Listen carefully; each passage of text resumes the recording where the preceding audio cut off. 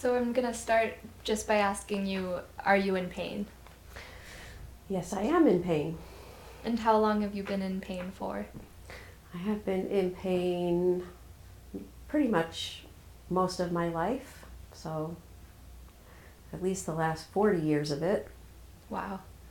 And how do you treat your pain?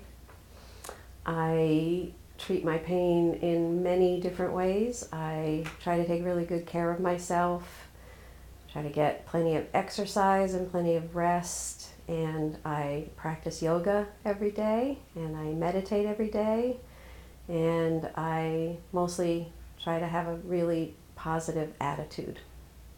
Great.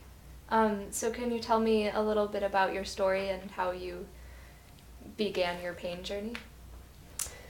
Yes, I think my pain journey actually began before I was born, but I was not aware of it until I was 14 years old. I started developing really severe headaches and debilitating headaches that would literally knock me to the ground.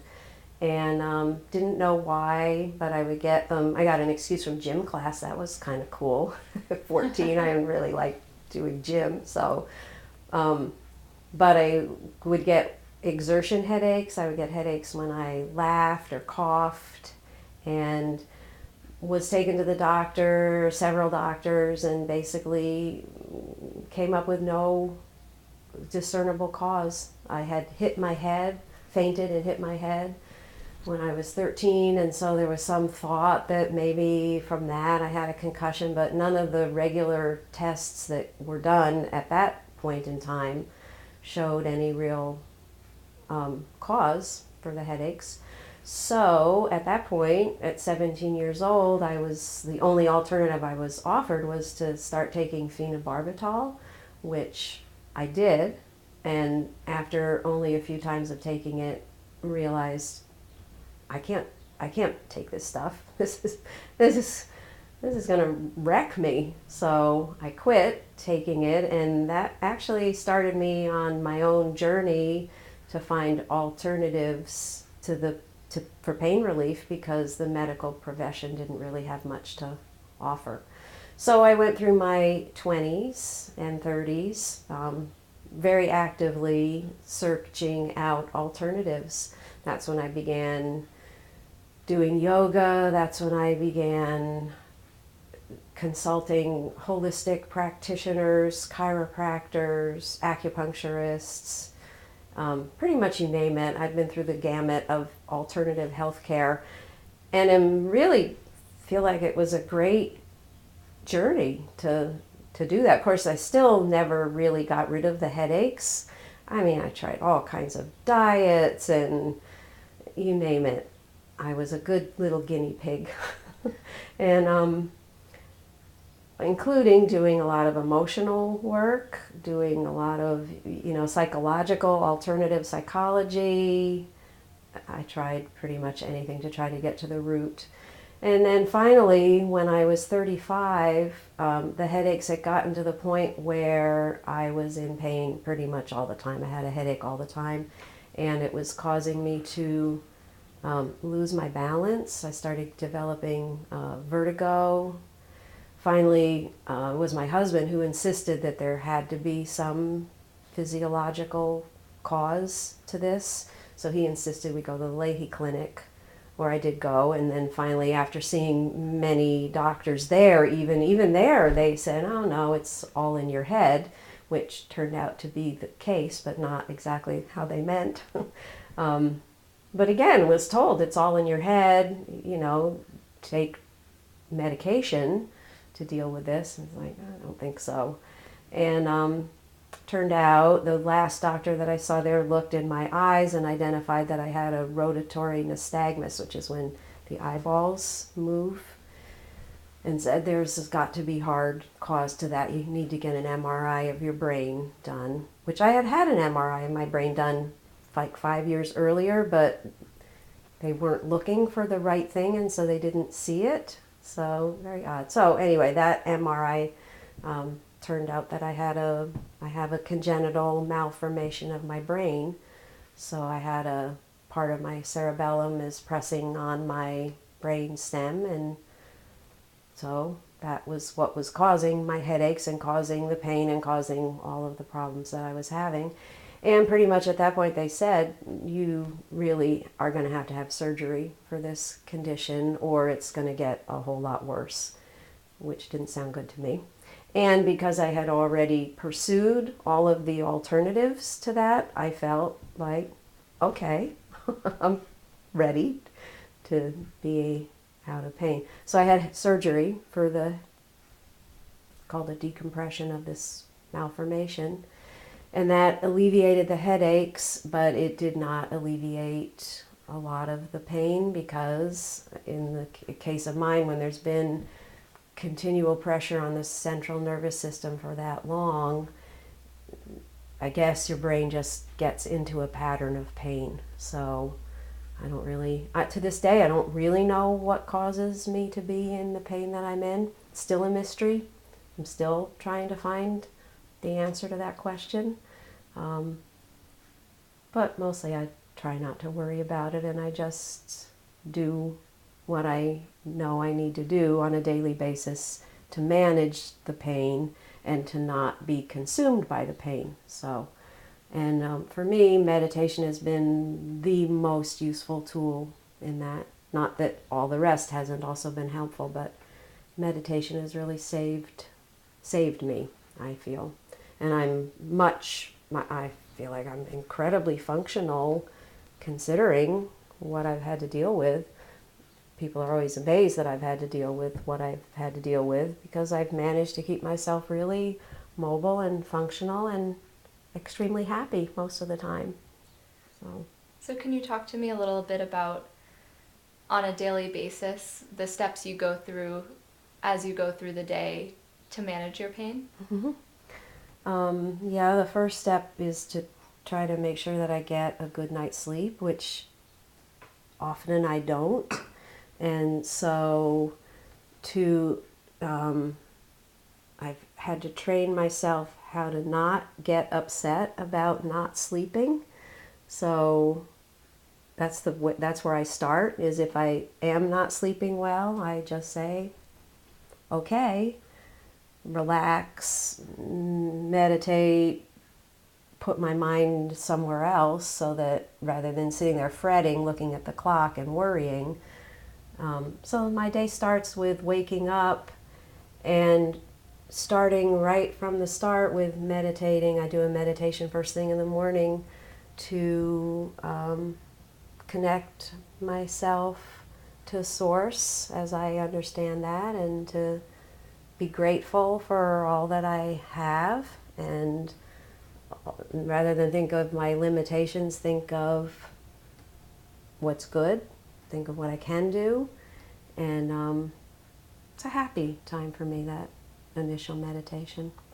And then I get up and I do a morning morning yoga practice, yoga or qigong or some kind of movement. It's really important that I keep myself really mobile, that I stretch. I mean, I've been doing yoga for a lot of years, so I don't do a particular practice every day. I do whatever my body needs on that particular day. So I have a pretty good suitcase full of yoga asanas that I can draw upon depending upon my need.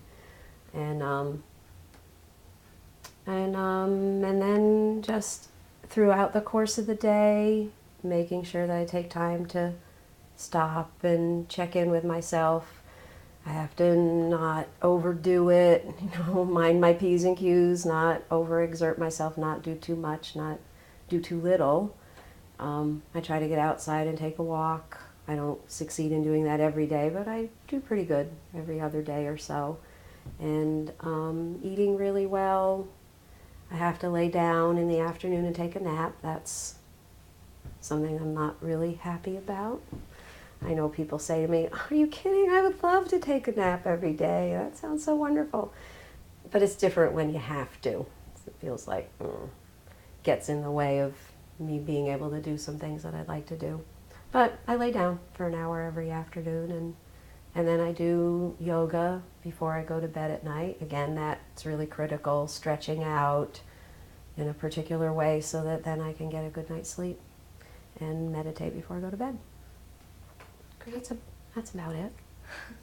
And then I do use, I also get lots of support. I do see a chiropractor, I get craniosacral therapy, I use acupuncture. I use whatever I have to in order to manage, and it varies. I can't say there's any particular regimen. I try to just pay attention and do whatever it is that I need to do, and that varies over time. And I take supplements, and I do take some medication, take Tylenol. I have to be careful. I can't actually take narcotics because I'm allergic to them, so Wow. That's kind of an interesting part of the picture. And Needing to find alternatives. Was phenobarbital, which you were given when you were much younger, is that a narcotic? I'm not positive. I don't know. Yeah, it's amazing though that you're able to manage your pain without medication, really. Yeah, I think it is amazing. I agree. Yeah. I Having pain every day for your whole life is no little thing. No, and it's, I have learned how to accept the pain and honor it in a certain way without succumbing to it. Another complicating factor in this story is that in my 20s I also discovered that I had endometriosis, which is a very painful condition.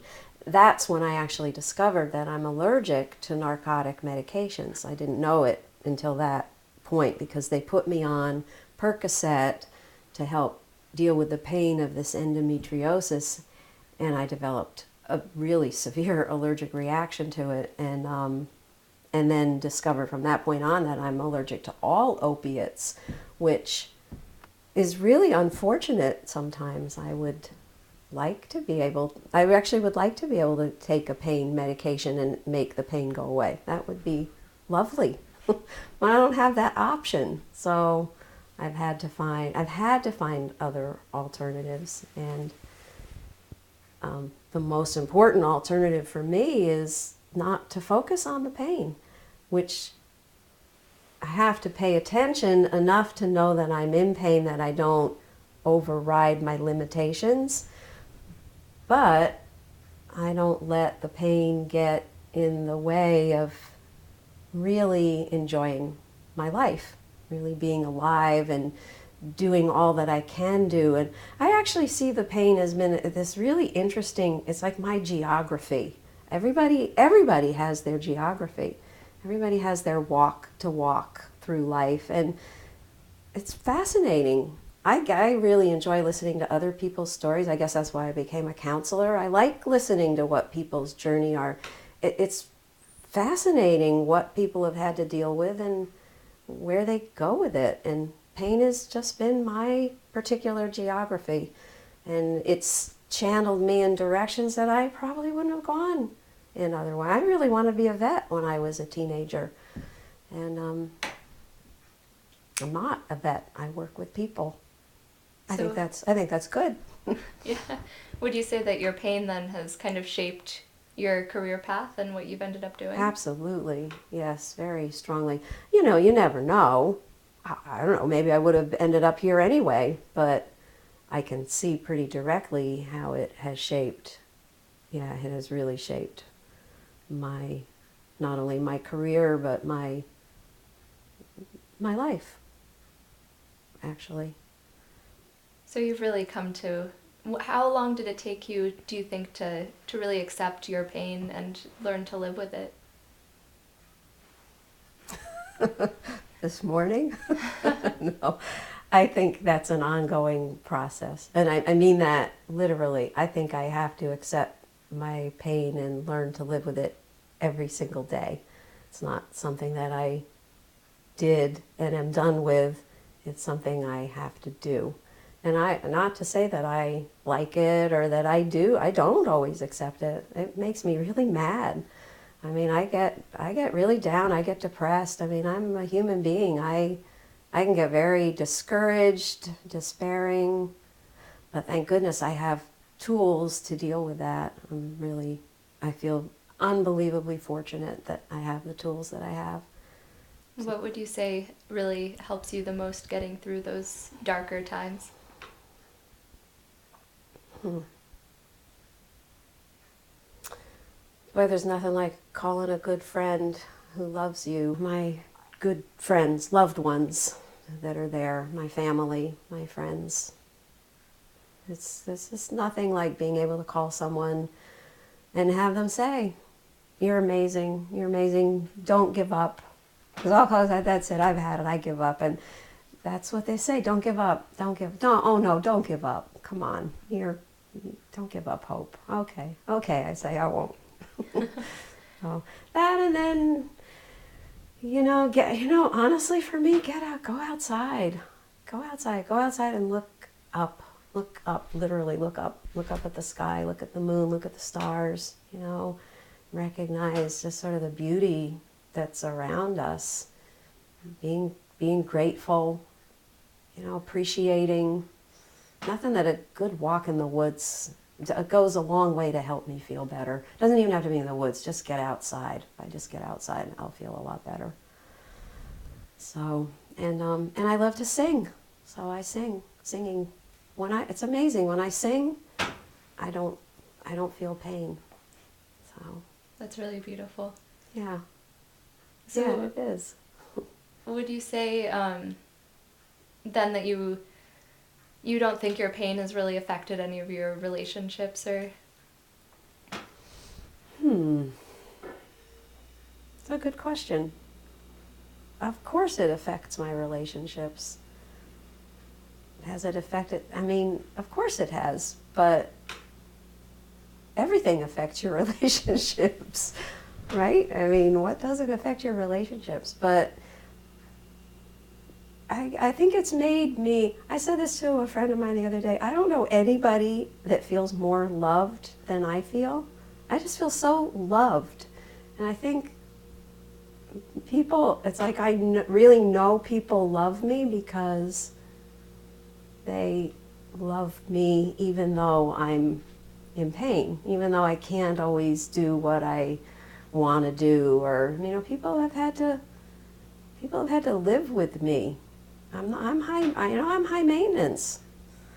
So, but yeah, it affects my relationships. And I would say I have had friendships that have not continued because of my pain issues. But you've also probably had friendships that have been enhanced by your pain and the Absolutely. support that you're able to get and give. Absolutely. Yes, and I think my pain has made me so much more patient, so much more compassionate, so much more. I mean, it's definitely made me a really much better counselor. I know I'm a really good counselor because I know what it's like. I really know what it's like to be in pain. I know what it's like to be depressed. I know what it's like to feel like you just can't take another step. So, yes, it has both enhanced and probably been a detriment. But I can't think of any really important relationships that it's been a real serious detriment to. It seems like you are miraculously able to live a pretty full life. Are there any things in particular that you're really proud that you're able to do despite being in pain so much? Everything. Yeah, really. That I can live a really full life, and that I most of the time can maintain a happy attitude, a positive attitude. I'm really proud of myself for that. Because it's hard. There's days when that's really hard. And, there's things that I can't do. And, I kind of watched over the years, I have to let go of stuff. But when I let go of something, I try to say, okay, so what opportunity does this open for me? That's a really... Where can I channel this? Where can I channel this instead? You know, I can't with music right now. I sing, I play guitar. You know, I'm teaching. I'm learning right now, training to be a leader of dances of universal peace. But there's certain dances I can't do. I mean, I can't turn. I get dizzy. I fall on the floor. It's not conducive to leading. So those particular dances I can't do. And instead of being upset about that, I just look for other dances that I can do, other things that I can do. It may reach a point where I can't do them at all. So then I'll find some other way to do, I'll find something else to do with that. I mean, I can always sing, I think. So I'm curious that you said like spinning around, like dances that do spins and things are really hard for you. I'm just curious about the types of things that your pain makes it hard for you to do. Yeah, my balance is, I mean, the nervous system, even though the Chiari malformation is decompressed, I still get easily off balance. So I have to be very mindful just pretty much about how I move, which is why I do yoga. It helps me keep a really high degree of body awareness and keep a high degree of relaxation and stretch to my muscles. But pretty much, you know, going up and down stairs, I get vertigo really easily. I can't bend and stand up too quickly. I have to be really mindful. I lose my balance a lot. I bump into things. And is your pain mainly in the form of headaches, or is it different No, than that? no, my pain is in the form of overall, I have a spasticity to my nervous system that's causing my tendons to tighten progressively over time. I'm still hoping to find a way to alleviate that, but so far it's progressing, which is what they told me initially, was that, you know, if I hadn't had the surgery, I could very well end up paralyzed. I'm not paralyzed, so that's really great. But so I have this tightness to my joints and muscles, just a chronic muscular tension. So a lot of pain in my back, a lot of pain in my hips, a lot of pain in my shoulders, neck. My neck is always in pain. But I just, like I said, keep stretching it, just keep moving. Yeah. So I'm curious, it's always so interesting to hear people in pain kind of give, if there's one key that you would tell people who are suffering from pain, what would it be? I would say you're not the pain. You know, you can find the distinction between who you are as a human being, as a being, and know that the pain is something that afflicts you, but it's not who you are. And then really, mostly, don't give up hope. You know, don't give up. Don't give up on yourself. Don't give up on yourself. Well, I think for someone who's been in pain for most of your life, you're a really beautiful example of hope. So, thank you. Good. I'm glad. I would hope to be.